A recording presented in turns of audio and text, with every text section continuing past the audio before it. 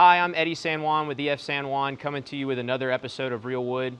In the first episode of Season 2, we spoke a bit about how wood moves. Now I want to speak a little bit about how that affects the final product and how it weathers, especially in our coastal environment here in Northwest Florida, along with any coastline here in the Southeast US. So let's get started. This is Real Wood.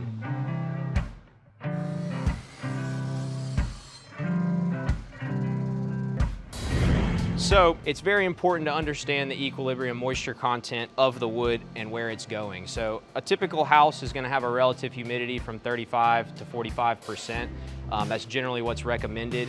This results in a wood that's going to equalize at around 7 to 9% moisture content. For every 4% change of moisture content within a piece of wood, as a general rule, that piece of wood can change up to 1% of its overall dimension. So a 1x6 can change up to a 1/16 of an inch, and that's grow or shrink depending on which way the moisture's going. So in understanding the moisture content, we can design products that are going to arrive at the home as close to the equilibrium moisture content as possible, understanding that no matter if we put finish, no matter if we prime, without a doubt, that board will over time equalize to the relative humidity of the space that it's in.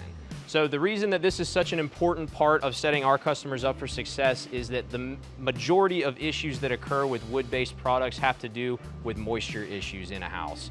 When things shrink in a non-controlled manner, you get cracking and checking as shown in this log here. So that cracking and checking isn't a flaw in the wood, it's not necessarily even a bad thing, but it's part of the natural patina that's going to occur if a piece of wood gets subjected to extremes in humidity and temperature.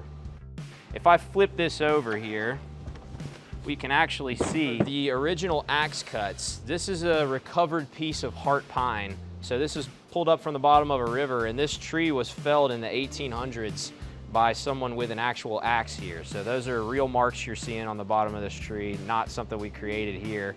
And this is just something that our supplier gave to us as a cool memento to have, and it's a really good way to explain wood and how it moves. But very cool piece of history here, and neat to have this. But you can see this is all heartwood, and some of this sap on the other side of this board here, this is sap that was probably created, you know, hundreds of years ago. Pretty neat. And that's how real wood moves. Hey guys, we do want to get your feedback. So if you're enjoying these episodes, please like and subscribe to our channel. Drop a comment and let us know things that you'd like to learn about, things you'd like to see.